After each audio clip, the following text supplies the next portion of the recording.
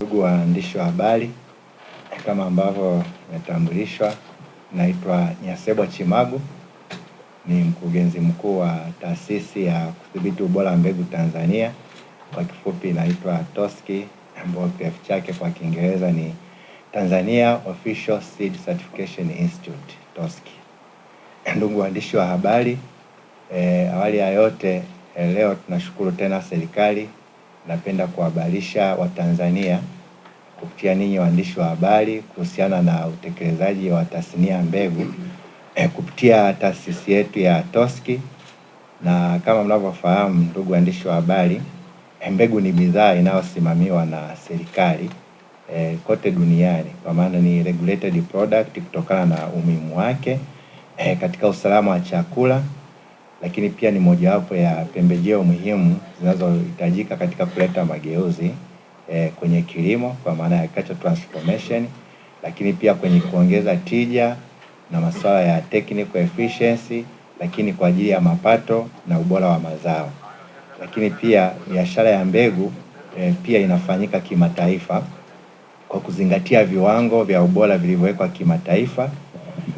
Mathalani kwa mwaka 2026 thamani ya biashara ya mbegu duniani ilifikia dola za Kimarekani bilioni 67.2. Kwa hiyo tunavyoongelea mbegu pamoja na umuhimu wake, pia ni kama bidhaa nyingine ambayo inafanyika biashara kimataifa, na kwa hiyo swala la viwango vya ubora ni muhimu sana.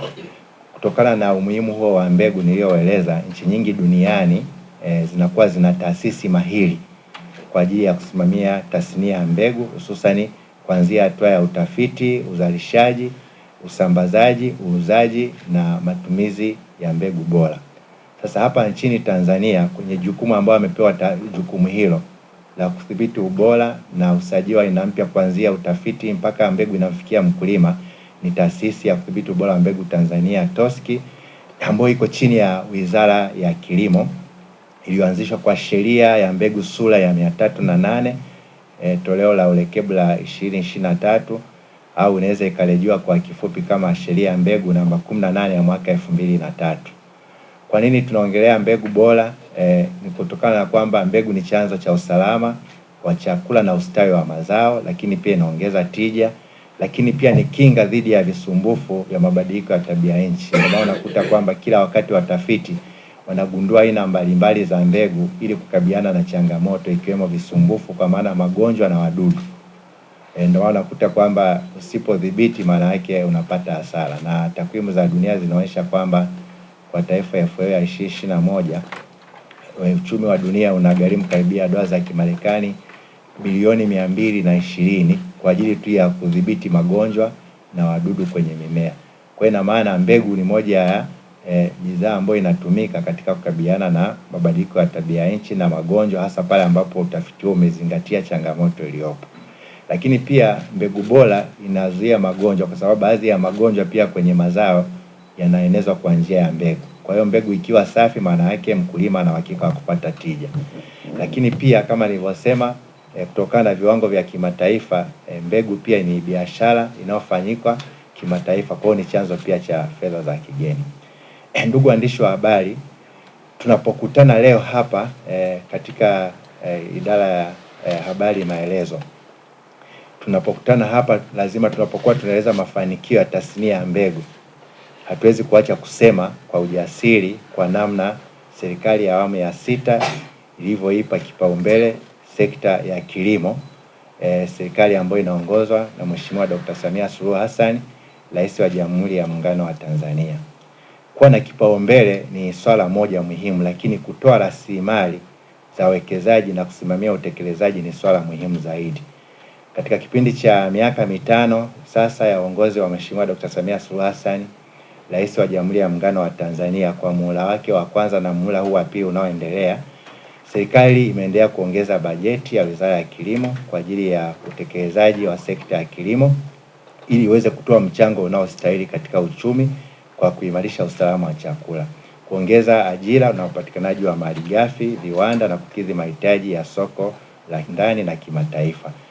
Kwa mfano, bajeti ya kilimo kwa ujumla wake iliongezeka kutoka shilingi bilioni 294 wakati Mheshimiwa Rais anaingia madarakani 2021 hadi shilingi bilioni 751 katika mwaka ule wa kwanza, sawa na ongezeko la 155.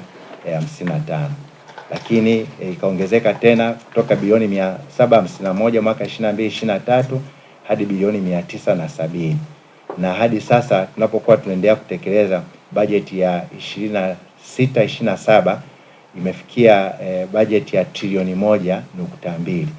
Ndio maana nikasema kwamba hatuwezi tukaongea leo hapa tasnia ya mbegu na kilimo, tunaongea kwa ujasiri kutokana na sio tu utashi wa Mheshimiwa Rais, lakini utashi unaoambatana na vitendo vya kutoa rasilimali ikiwa ni pamoja na ongezeko la bajeti. Ndugu waandishi wa habari, katika maeneo ambayo yamepewa kipaumbele kwenye bajeti ilikuwa ni pamoja na eneo la tasnia ya mbegu, ambao maeneo hayo Mheshimiwa Rais ambaye amewapa kipaumbele na kuwapa dhamana viongozi wakuu wa Wizara ya Kilimo ambao ni Mheshimiwa Daniel Godfrey Chongolo, waziri wa kilimo, na ndugu Gerald Mweli, katibu mkuu wa Wizara ya Kilimo. Lakini leo hii kupitia ninyi waandishi wa habari, kwa niaba ya serikali ninapenda kuhabarisha Watanzania kuhusu mafanikio katika tasnia ya mbegu kwa mwaka 25-26 na mwelekeo kwa mwaka 26-27 chini ya Taasisi ya Kudhibiti Ubora wa Mbegu Tanzania inayoongoza mimi kama mkurugenzi mkuu. Mafanikio, eneo la kwanza tunaloelezea ni kuhusu bajeti kwenye tasnia ya mbegu, ambapo imeongezeka kutoka shilingi bilioni 16.79 mwaka 21-22 hadi shilingi bilioni 85.1, sana ongezeko la 307%. Na hizi fedha zinaenda kwenye utafiti, uzalishaji wa mbegu, na sisi kama TOSCI ambao tunahusika kwenye eneo la udhibiti wa ubora wa mbegu. Lakini eneo la pili tunaloongelea kama mafanikio ni uzalishaji wa mbegu zilizothibitishwa ubora. Mbegu iliyothibitishwa ubora ni ile ambayo imepita kwenye mikono ya TOSCI, kwa maana tangia inasajiliwa mpaka inamfikia mkulima na inakuwa ina lebo ya utambuzi yenye lebo ya TOSCI. Kwa hiyo hizo ndo tunasema ni mbegu bora, kwa maana ambayo haina magonjwa, ina viwango vyote vinavyokidhi ubora. Sasa katika kujitegemea kwa mbegu, kwa maana kuondokana na utegemezi nje ya nchi, uzalishaji wa mbegu za mazao ya kilimo umeongezeka kutoka tani 50,750 mwaka 21-22 hadi tani 78,842 mwaka 25-26, sawa na ongezeko la 55.35%. Kati ya hizo tani 45,101 za mbegu sawa na 57.2 zimezalishwa hapa nchini kupitia wakala wa mbegu za kilimo hasa na kampuni binafsi. Kwa hiyo utaona kwamba mwelekeo wa nchi ni kujitegemea kwa mbegu, na maana yake kwamba tunavyosema usalama wa mbegu ni usalama wa chakula. Kwa hiyo katika fedha ambayo nimesema moja ya ongezeko, maana yake mwelekeo ni kuhakikisha kwamba Tanzania inajitegemea kwa uzalishaji wa mbegu kama ambavyo tumeanza kujitegemea katika maeneo mengi ikiwemo kujitosheza kwa chakula. Eneo la pili, mafanikio kwa mwaka uliopita kwamba ni Mheshimiwa Rais ameendelea kutoa ruzuku ya mbegu ambao katika mwaka 25-26 mbegu za mahindi jumla ya tani 42,850.19 zenye thamani ya shilingi bilioni 333.28 zimeuzwa kwa wakulima katika mikoa yote. Katika fedha hizo ruzuku ya serikali ni shilingi bilioni 68.75, na uzalishaji huu wa mahindi kupitia ruzuku umechangia kuifanya Tanzania kuendelea kujitegemea kwa chakula na kuwa na utoshelevu wa 130% kwa kuzalisha tani milioni 23,783,128 ambazo tumeifanya Tanzania kuwa na ziada ya chakula ya tani milioni 5,504,074, na hivyo kwa zao la mahindi tu mfano pekee tani milioni 10,925,025 na kuifanya Tanzania kuwa nchi ya 3 barani Afrika baada ya Afrika Kusini na Nigeria. Kwa hiyo ni mchango wa matumizi ya mbegu bora. Lakini pia ukisoma kwa taarifa ya idara ya kilimo ya Marekani USDA kwa msimu wa 25-26 Tanzania imeshika nafasi ya 10 kwa kuwa na eneo la kilimo cha mahindi cha hekta milioni 4 ikitanguliwa na China ambayo ina hekta milioni 45 na nyingine ambayo ifuatia ni Brazil. Kwa hiyo unaona kwamba zao la mahindi ambao pia mbegu nyingi tunazidhibiti katika ubora wake, unaona kwamba Tanzania imeendelea kuonekana kwenye ramani ya kimataifa, na mojawapo ishara ni kuendelea kujitosheza kwa chakula. Lakini pia tumeendelea kuuza mazao ya kilimo nje ya nchi kutokana na matumizi ya mbegu bora kama vile mahindi, mchele na mazao ya jamii ya mikunde na horticulture. Tunauza mfano mchele nchi zote zinazotuzunguka, mahindi, lakini pia mazao ya mikunde kwa nchi kama India. Kwa hiyo yote ni mwelekeo sahihi na katika kilimo biashara ambao Mheshimiwa Rais amefanikiwa sana kubadilisha fikra za kuleta kilimo biashara. Eneo la 4 kama mafanikio ni ujenzi wa maabara ya mbegu na vifaa vya maabara. Ndugu waandishi wa habari, maabara ni mojawapo ya mbinu muhimu katika udhibiti wa ubora wa mbegu kwa kupima viwango vya ubora kama vile uhalisia wa mbegu, kuangalia viwango vya uotaji, lakini tunaangalia pia unyevu na afya ya mbegu kwa maana isiwe na magonjwa, lakini na vipimo vingine. Kwa mfano kuna mazao yanaangalia viwango vya protini, lakini madini yaliyomo na lishe mbalimbali. Ndio maana kwenye mbegu mbalimbali zilizosajiliwa na TOSCI ziko ambazo zinapunguza hata changamoto ya upungufu wa damu, hususan kwa kina mama na watoto. Kwa mfano kuna jamii ya maharage yanaitwa Jessica. Lakini pia tunapokuwa tunasajili mbegu mfano za mafuta tunaangalia kiwango cha mafuta, kwa mfano kama alizeti. Kwa hiyo utakuta maabara zetu zina uwezo wa kupima hivi vyote. Sasa katika kuimarisha uwezo wa TOSCI, serikali ya awamu ya 6 kwa mwaka 25-26 ilitoa fedha za kuweza kuimarisha uwezo wa TOSCI katika udhibiti wa ubora wa mbegu kwa viwango vya kimataifa, ikizingatiwa kwamba Tanzania kupitia TOSCI inao maabara ya taifa yenye ithibati ya kimataifa ya ISTA. Sasa utekelezaji ni ufuatao kwamba serikali ilitoa shilingi bilioni 1.8 kwa ajili ya ukarabati ya maabara ya taifa ya mbegu iliyoko Morogoro ambayo ina ithibati ya kimataifa. Maana yake ni kwamba mbegu inayozalishwa Tanzania ikiwa imehakikiwa na TOSCI kupitia na viwango vya ubora kwa maabara yetu ya taifa inaweza ikauzwa kwenye nchi nyingine. Kwa nini? Kwa sababu tunazingatia viwango ambavyo vimewekwa vya kimataifa.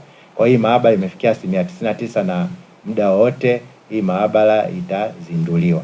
Lakini pia katika kuongeza uwezo pia serikali ilitoa shilingi bilioni 1.2 kwa ajili ya maabara ya kisasa kwenye kanda ya kusini kule Mtwara ambao ujenzi unaendelea, lakini pia maabara ya kisasa kwenye kanda ya magharibi mkoani Tabora ambako kule hakuna maabara ambao shilingi bilioni 1.2, lakini pia kwenye uboreshaji wa maabara pia serikali ilitoa fedha shilingi bilioni 1.7 kwa ajili ya kununua vifaa vya kisasa ambavyo vinaendana na mahitaji ya sasa ili kuhakikisha kwamba uhakiki wa ubora unaendelea kuimarika. Kwa hiyo jumla ya shilingi bilioni 7.2 zimetolewa katika eneo la maabara pamoja na ununuzi wa vifaa. Eneo la 6 ni usajili wa aina mpya za mbegu. Usajili wa aina mpya za mbegu ni jambo ambalo linaendelea, na kama nilivyosema kwamba moja ya mafanikio ambayo Mheshimiwa Rais tunajivunia kwenye tasnia ya mbegu ni ongezeko la bajeti kwenye eneo la mbegu takriban bilioni 80 ambazo zinaenda kwenye utafiti. Kwa nini lazima tusajili aina mpya za mbegu? Maana yake aina mpya ya mbegu maana yake mbegu ambazo zinafaa katika maeneo mbalimbali. Na kwa hiyo utafiti lazima uendelee kwa sababu changamoto pia zinaongezeka. Kwa hiyo unakuta magonjwa yanaongezeka kwenye maeneo mbalimbali, lakini athari pia za mabadiliko ya tabia nchi. Kwa hiyo lazima utafiti uwepo kwamba mbegu ambayo inafaa kwenye maeneo yenye mvua nyingi, maeneo yenye ukame, lakini yanayohimili ukinzani wa magonjwa pamoja na wadudu. Sasa hii ni kazi ambayo ni endelevu, na kila mwaka sisi TOSCI tunawezesha watafiti ambao wanakidhi viwango tuweze kusajili. Kwa hiyo ni lazima tuendelee kuwa na aina mpya za mbegu. Kwa katika eneo hili la usajili wa aina mpya za mbegu, ndugu waandishi wa habari, ili mbegu iweze kuzalishwa hapa nchini ni lazima iwe imesajiliwa, na hata kama inauzwa nje ya nchi lazima iwe imesajiliwa. Kwa mwaka 25-26 Wizara ya Kilimo kupitia TOSCI ilisajili aina mpya za mbegu 113 za mazao mbalimbali, na baada ya kuwa yamekamilika na kukidhi viwango vya ubora. Na mchanganuo wa aina mpya hizo ni zifuatazo: mahindi aina 6. Yaani hizi ni mpya kabisa, yani zimeingia sokoni, ukiacha ambazo zinalimwa sasa hivi na wakulima. Lakini kwenye mtama aina 2, maharage ya soya aina 1, muhogo aina 2, tumbaku aina 3, ndizi aina 12. Na kwenye ndizi nisisitize kwamba kwa mara ya kwanza ndizi ambazo zimekuwa zikilimwa na wakulima kwa maana migomba zilikuwa hazijasajiliwa, na kwa hiyo ilikuwa ni chanzo pia cha uenezi wa magonjwa. Lakini kutokana na serikali, nadhani nimesikia hivi karibuni serikali yetu kupitia Mheshimiwa Rais ya kufungua masoko, tumefungua soko la ndizi Afrika Kusini. Kwa maana yake aina mpya hizi 12 ambazo tumezisajili kwenye ndizi, maana yake sasa ni fursa kwa wakulima kuhakikisha kwamba wanazalisha, wanatumia miche bora ya aina hizi mbalimbali za migomba zinazofaa katika maeneo kanda ya Ziwa, kanda ya kaskazini, kanda ya mbalimbali ambazo zinafaa kwenye maeneo mbalimbali ya kilimo, ili masoko ambayo tumefungua ikiwemo soko la Afrika Kusini tuweze kuhakikisha kwamba tunauza ndizi zinazokidhi viwango vya ubora. Lakini pia aina mbili za alizeti, kama unavyojua kwamba mwelekeo wa serikali pia ni kujitegemea kwa mafuta ya kula. Kwa hiyo watafiti wameendelea kugundua aina mbalimbali za mazao ya mafuta ikiwemo alizeti. Lakini parachichi aina 5, hapo pia nisisitize, mnaona saizi hasa nyanda za juu kusini, zao la parachichi ni moja ya zao la biashara kubwa. Lakini pia Mheshimiwa Rais, moja ya kitu alichokifanya, amefungua masoko ya parachichi. Mnajua tumefungua kule China, lakini tumefungua soko la parachichi India, lakini pamoja na maeneo ya Afrika Kusini. Sasa parachichi maana yake, ili kukidhi haya masoko lazima uzalishaji wa parachichi uzingatie viwango vya ubora. Kwa huko nyuma watu walikuwa na lima tu parachichi miche ambayo ilikuwa haijulikani, kwa sababu sisi kitaalamu ni kwamba mbegu ni ile ambayo imehakikiwa, lakini pia unaweza ukaieleza kwa sifa bainishi. Kuna mahali walikuwa watu wanalalamika, anapanda parachichi unarefuka tu, yaani hauzai matunda. Sasa sisi TOSCI kwa kushirikiana na watafiti, moja ya mafanikio kwa mwaka 2025-26 kwenye parachichi tu tumesajili aina 5 za parachichi ambao ni Hasi, Pinkerton, Fuete, X Ikulu pamoja na Buthi. Kwa maana yake tunawasisi sasa wakulima wa parachichi kuhakikisha kwamba wananunua miche ya parachichi kwenye vyanzo sahihi ambavyo wazalishaji wamesajiliwa na TOSCI. Lakini pia mazao mengine kati ya hayo 115 ni mazao ya bustani kwa maana ya horticulture, mboga mboga na matunda aina 85. Usajili huo sasa, ndugu waandishi wa habari, wa aina hizo 113 kwa mwaka 2026 unaifanya sasa nchi yetu kuwa na aina mpya za mbegu 1318 ambazo kwenye mahindi pekee ziko aina 229. Yaani hizi zinazofaa Dodoma, zipo zinazofaa Mbeya, ziko zinazofaa Tabora, hizi ziko tofauti. Ndio maana utafiti unavyofanyika inakuwa ni majaribio kwenye maeneo husika kwamba hii mbegu itafaa Dodoma, itafaa Tabora, itafaa Mwanza. Lakini kwenye ngano ziko aina 31, mtama 25, mpunga 27, lakini pia kwenye ufuta aina 5, pamba aina 8, malisho. Kwenye malisho pia tuna aina 9 za malisho, kwa sababu tunapofungamanisha kilimo mazao tunafungamanisha pia na mifugo. Kwa hiyo kwenye malisho pia tuna aina 9 ambapo wafugaji pia kupitia Wizara ya Kilimo pia tunashirikiana kuona namna ambavyo mbegu za malisho pia sasa zinaweza zikawa zinapatikana kwenye watoa huduma na wauzaji ili wakulima waweze kunufaika. Lakini kwenye korosho tunazo aina 64. Na hii aina 64 hizi tofauti ndio maana unaiona sasa kwamba sasa hivi korosho tulizoea kuzoea kule Mtwara, Lindi. Lakini sasa hivi korosho inalimwa Dodoma, korosho inalimwa Singida, korosho inalimwa Morogoro, korosho inalimwa Tanga na maeneo mengine. Kwa nini? Kutokana na aina mpya za korosho 64 ambazo zipo zinazofaa Dodoma, zipo zinazofaa Mtwara, zipo zinazofaa Lindi.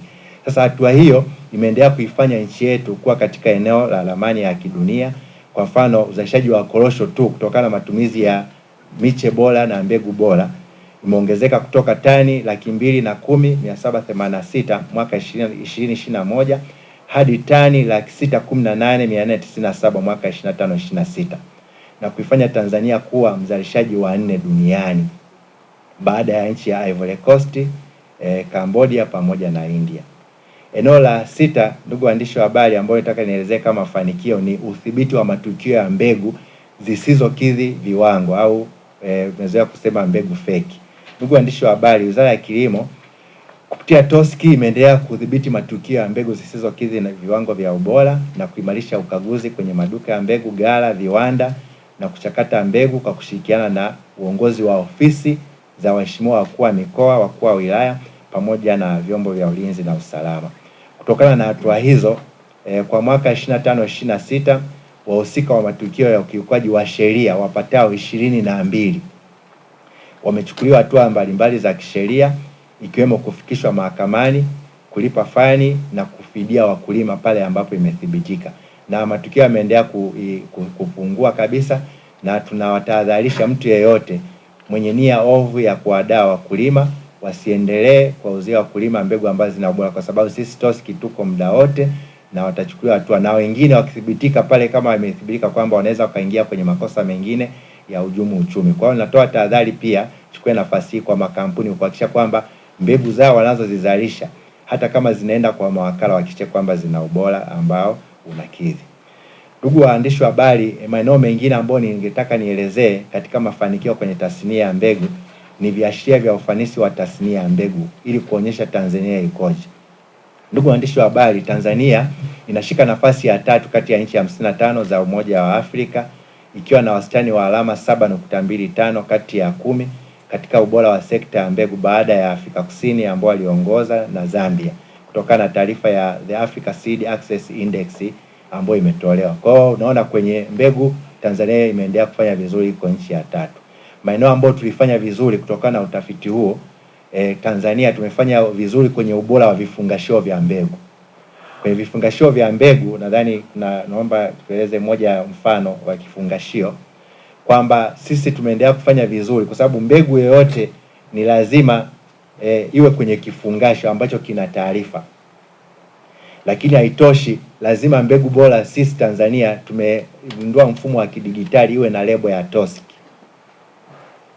Kwa hiyo kutokana na hiyo, mbegu lazima kifungasho kieleze zao gani, lakini lazima ieleze aina gani. Nimetaja hizo aina zote 1318, lakini pia lazima ieleze mmiliki. Kwa mfano hii ni ya East West Seed, hii lazima ieleze ni aina gani. Sasa kwenye hii lebo, mbegu yote ambayo iko dukani lazima ina lebo. Kama haina hiyo, maana yake hiyo mbegu itilie mashaka. Lakini kutokana na hii lebo ya TOSCI, mkulima popote alipo, kabla ya kununua lazima utumie simu yako ya kiganjani. Hata nyinyi hapo baadaye mnaweza kunajua, wengine ni wakulima, waandishi wa habari. Kwa hiyo unakuangua kwenye sehemu ya kijivu, unachukua simu yako, unabonyeza *148 *52 reli, unakuangua, unaingiza zile namba ambazo ni za kipekee kwa kila kifungasho. Kwa hiyo unategemea majibu mawili kwamba mbegu hiyo ni halisi au sio halisi. Na kama sio halisi, maana yake unaweza ukapiga simu ili tuweze kuona tatizo liko wapi. Unaweza ukapiga namba ya huduma kwa mteja 0800782424. Na mara nyingi wakati wangao wamekuwa wakipiga simu, wakati mwingine unakuta mtu amekosea. Ukikosea tu tariki mmoja, maana ukisha kuangua hapa lazima uziingize kwa usahihi. Kwa hiyo ukikosea tu, maana itakwambia mbegu hiyo sio halisi. Sasa unaweza kadhani hii mbegu ni fake, lakini inabidi ujihakikishie tena uone ni halisi, umeingiza kwa usahihi. Lakini pia ukirudia mara nyingi pia inakuwa imekatalia. Kwa hii ni njia ambayo tumeendelea kupambana na swala mbegu fake. Kwa Tanzania tumefanya vizuri kwa kupata alama 9.89 kwenye eneo la vifungashio vya mbegu. Lakini pia umuhimu wa sheria zetu, tulipata alama 9 na utaratibu wa usimamizi wa mbegu inayosimamiwa na wakulima. Kama unavyojua saa hizi mbegu za asili TOSCI katika mafanikio ya 23 tumesajili aina 13 za mbegu za asili ambazo zinajumuisha za mahindi aina 4 ambao tunazo hapa, mtaziona hata kule maonesho ya 8 yanaendelea kitaifa. Mkienda kwenye uwanja wa Dr. Samuel Marisela kule Zuguni, mtakuta mabanda ambazo ziko mbegu za asili. Tumesajili pia za mpunga, za maharage pamoja na za papai. Hiyo yote ni maeneo ambayo pia Tanzania tumeendelea kufanya vizuri. Ndugu waandishi wa habari, eneo lingine la pili ambalo ningeelezea katika maeneo mahususi ni ithibati ya kimataifa. Ndugu waandishi wa habari, mwaka 25-26 Tanzania imeendelea kudumisha wanachama wake wa ISTA. ISTA ni International Seed Testing Association. Hawa ni mabingwa wa dunia ambao ndo wana control dunia. Yaani kwamba ili wewe utambulike kimataifa lazima ufuate viwango vya hawa bwana wanaitwa ISTA. Sasa sisi Tanzania tumekuwa wanachama na tumeendelea kudumisha katika nchi za Afrika, nchi 14 za Afrika. Sisi kati ya nchi 80 zilizoko duniani, Tanzania ni mojawapo. Sasa nini faida ya kuwa na ISTA? Maana yake Tanzania inatambuliwa kimataifa kuwa na umahiri wa kitaalamu wa upimaji wa ubora wa mbegu. na ndio maana sisi maabara yetu ambayo nimesema serikali imewezesha inatoa vyeti vya kusafirisha mbegu nje ya nchi ambao kwa kitamu tunaita Orange International Certificate. Maana yake mbegu inavyotoka ni kama passport ya mbegu, kwamba lazima sisi TOSCI ile mbegu inaovuka mpaka wetu lazima iwe na cheti cha ubora wa ISTA ambao sisi Tanzania maabara yetu ina ithibati ya kimataifa. Kwa hiyo tumeendelea kudumisha hivyo. Kwa hiyo tunazo kampuni za kimataifa kutokana na hiyo imani ya kimataifa. Tumeendelea kuvutia makampuni ya kigeni kwa maana ya multinational companies kuja kuwekeza Tanzania. Mathalan sasa hizi tunazo takribani makampuni ya kimataifa 29 ambayo yamewekeza Tanzania kwa uzalishaji na biashara ya mbegu. Haya makampuni utayakuta kote duniani. Tunaongelea hii Sidiko, naongelea Bayer na Divanta na wengineo. Wote hawa utayakuta yako India, yako kote. Maana yake Mheshimiwa Rais kwa taswira ya kiramani ya dunia tumeendelea kuvutia hata makampuni ya kimataifa kuja kuwekeza Tanzania. Kwa nini? Kutokana na kwamba tunao ithibati ya kimataifa ya ISTA. Lakini pia eneo la tatu katika maeneo mahususi ambayo ningependa ndugu waandishi wa habari niwaeleze kwamba Tanzania ni miongoni mwa nchi 10 za Afrika zilizoshiriki kwenye skimu ya mbegu za kimataifa za OECD. Hii ni shirika la kimataifa pia ambalo linaweka viwango vya upimaji wa mbegu kuanzia mashambani kwenye kuchukua sampuli na hatua zote mpaka kwenye maabara. Na umuhimu wa Tanzania kuendelea kulinda wanachama wake kwa mwaka 25 maana yake umeendelea kuweka katika maabara bora, lakini pia kuchangia katika kukuza mashirikiano ya kimataifa. Mathalan kwa mwaka 25-26 jumla ya vibali 397 vimetolewa kwa ajili ya kuuza nje ya nchi tani 993.2 za mbegu, na kati ya hizo tani 53 zilizouzwa ni za mazao ya bustani kwa maana ya horticulture, lakini tani 204 ilikuwa ni kwa ajili ya nafaka na jamii ya mikunde. Kwa hiyo hizi zinazouzwa nje ya nchi mbegu pia maana yake zinakuwa na ile certificate niliyosema Orange Certificate, kwa sababu sisi Tanzania tunatambulika kimataifa. Ndugu waandishi wa habari, baada ya kuelezea mafanikio hayo kwa mwaka 25-26, naomba sasa niwaeleze juu ya mwelekeo wa tasnia ya mbegu kwa mwaka 26-27. Ndugu waandishi wa habari, sote tunatambua kuwa tarehe 17 Julai 2025 jijini Dodoma, Rais wa Jamhuri ya Muungano wa Tanzania Mheshimiwa Dr. Samia Suluhu Hassan alizindua Dira ya Taifa ya Maendeleo ya 2050 ikiwa ni ramani ya Tanzania tuitakayo ifikapo mwaka 2050. Katika uzinduzi huo pamoja na mambo mengine, Mheshimiwa Rais alielekeza kila taasisi ya serikali italazimika kuwa na vigezo vya kupima utendaji kwa maana ya Key Performance Indicators KPIs vinavyoendana na malengo na shabaha ya dira.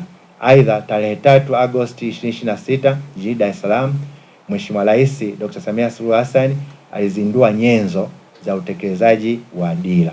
Hivyo basi, kwa kuzingatia maelekezo hayo ya Mheshimiwa Rais na shabaha ya dira ya 2050 sambamba na mpango kabambe wa mageuzi ya kilimo kwa maana ya Agriculture Master Plan ya 2050, Wizara ya Kilimo kupitia TOSCI inaendelea na utekelezaji wa malengo na shabaha za dira katika mwaka 25-26 kwa kutekeleza yafuatayo. Kwanza ni kuwezesha uwekezaji wa biashara ya mbegu kwa kuimarisha uratibu wa wadau na udhibiti wa ubora wa mazao ya kipaumbele. Kwenye dira yetu na master plan ya 2050 kwa maana mpango unaotufikisha kwa miaka 25 ijayo, hapo mazao ya kipaumbele ambao ni kwa wachache ni yataje ni mboga, matunda, ni viungo, pamba, korosho, mkonge, kahawa, mahindi, ufuta, alizeti, mpunga, ngano, mtama, maharage ya soya, mazao jamii ya mikunde, malisho na kufungamanisha na sekta ya ufugaji.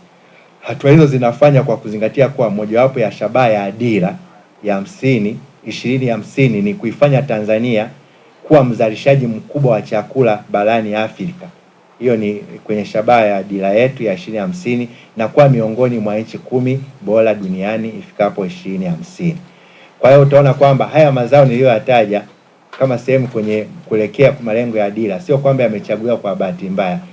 Ukiona niliyoyataja, kwanza ni kwa sababu ya usalama wa chakula, lakini cha pili yana mchango katika kipato kwa ndani, lakini pamoja na kuingiza fedha za kigeni. Lakini kigezo kingine ni kwamba yanaajiri watu wengi ikiwemo vijana na wanawake. Kwa hiyo katika mwelekeo wa 2026 kwa kutekeleza dira, tutaimarisha mafunzo kwa wadau ili waweze kuzalisha mbegu za mazao ya kipaumbele yanayokubalika kwenye masoko. kwa sababu katika utafiti sio tu kugundua, yani ugundue kitu ambacho kinakubalika sokoni. Kwa mfano kuna bidhaa inayotakiwa, kwa mfano kwenye mbaazi lazima tujue India wanataka mbaazi za aina gani. Lakini pia tutashirikiana na sekta binafsi na sekta ya umma kuvutia mitaji kuwekeza katika sekta ya mbegu na kutengeneza sera za utoaji wa mitaji katika tasnia ya mbegu kwa kushirikiana na taasisi za fedha. Lakini pia kutumia miundombinu iliyopo. Sisi TOSCI tuna miundombinu ya maabara na wataalamu wabobezi ambao tutashirikiana na vyuo vya taasisi ya elimu ya juu katika moja kwenye mitaala ya elimu amali, ili wanafunzi na wahitimu wa vyuo vikuu waweze kuwa na ujuzi katika tasnia ya mbegu, ili waweze kujiajiri pindi wanapokuwa na hitimu masomo yao, baadaye tu ya kile cheti alichonacho cha degree au diploma. Maana yake pia awe na cheti chenye ujuzi, kwa maana kwenye tasnia ya mbegu anaweza akaajiriwa, anaweza kuwa mkaguzi, au pia anaweza akafanya biashara au uzalishaji wa mbegu. Lakini pia kushirikiana na uongozi wa mikoa na wilaya kutenga na kulinda ardhi kwa ajili ya mashamba ya mbegu. Nilivyoeleza kwa mfano kwenye kuelekea dira 2050 na kwenye mpango kwa kwenye ajenda 1030, angalau tunatakiwa tufikie tani 250,000. Sasa hivi kama nilivyosema tumefikia tani 78,000. Kwa maana yake moja katika hiyo ni kutenga ardhi. Tutaendelea kushirikiana na uongozi wa mikoa. Mbegu zinakuwa na utaratibu maalum wa uzalishaji na maeneo maalum. Kwa lazima tuendelee kutenga ardhi ya kuzalisha mbegu na kuilinda kwa mujibu wa sheria. Na kwenye mbegu kwa mfano nitolea mfano kwenye mahindi. Kama unalima mbegu chotara mahindi, maana yake inatakiwa kwenye eneo utengano kusiwe na mahindi mengine umbali wa mita 400. Sasa hayo maeneo lazima tuanze kuyatenga sasa, kwa sababu ongezeko la watu kufikia 2050 maana yake ni kubwa. Lazima tuhakikishe kwamba ili kujitosheleza kwa mbegu, maana yake lazima tuendelee kwamba utoshelevu wa mbegu utategemea sana uwepo pia wa ardhi kwa ajili ya uzalishaji wa mbegu. Lakini eneo la pili, tutaendelea kusimamia ukamilishaji wa miradi ya maabara mpya kwenye mkoa wa Mwanza, Tabora, Mtwara pamoja na Arusha. Lakini tutaendelea kununua na kusimika vifaa vya maabara kwa ajili ya kuimarisha uwezo wake. Lakini pia msimu huu sasa umeanza kwa 26-27. Mwelekeo wetu kama TOSCI kwa 25-26 ni kuhakikisha kwamba kwa lengo letu kuhakikisha kwamba tunawezesha upatikanaji wa mbegu tani 1,105,000 ambazo zina ubora. Na sasa hivi tuwahamasishe wakulima waendelee kutembea kwenye maduka ya pembejeo, kwa sababu sisi TOSCI tunaendelea kufanya ukaguzi ili waanze kwa akiba, kwa sababu sasa hizi wengine wanauza mazao. Kwa akiba wanaoipata waanze kununua mbegu kuelekea msimu ambao sasa mvua zitakuwa zinaanza hivi karibuni, ili kuhakikisha kwamba wana mbegu bora ambazo zimehakikiwa ubora na TOSCI. Lakini pia tumeendelea kuimarisha masuala ya tehama. Mtaelewa kwamba kwenye dira ya 2050 moja ya eneo ni la tehama, ambao pia vijana na wanawake wanaajiriwa.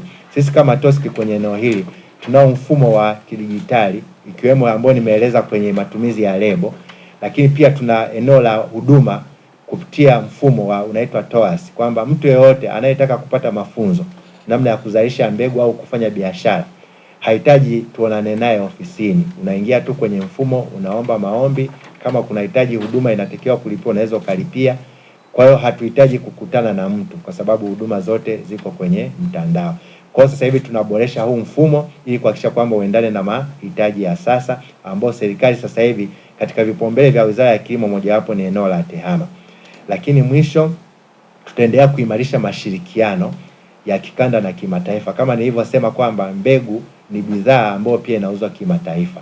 Na sisi kama Tanzania mafanikio ni yaeleza kwamba tuko kwenye ramani ya kimataifa. Kwa hiyo tuendelea kuimarisha mashirikiano ya kikanda, kwa sababu kuna maeneo ambayo lazima tuendelee kushirikiana kwenye maarifa, kubadilishana uzoefu, lakini pamoja na kuhakikisha kwamba tunazingatia viwango vipya vya ubora vinavyotolewa kimataifa. Ndugu waandishi wa habari, nikihitimisha nieleze kama nilivyosema awali kwamba mbegu bora itaendelea kuwa ni nguzo muhimu ya kuleta mageuzi ya kilimo kama walivyofanikiwa mataifa mengine, kwa kuwa mbegu ni uhai, mbegu ni biashara na mbegu pia inalipa. Ndugu waandishi wa habari, nihitimishe kwa kuwashukuru nyote kwa kufika katika mkutano huu ili kuhabarisha Watanzania. Aidha, na washukuru wote ambao wamefuatia mkutano huu kwa njia mbalimbali za vyombo vya habari.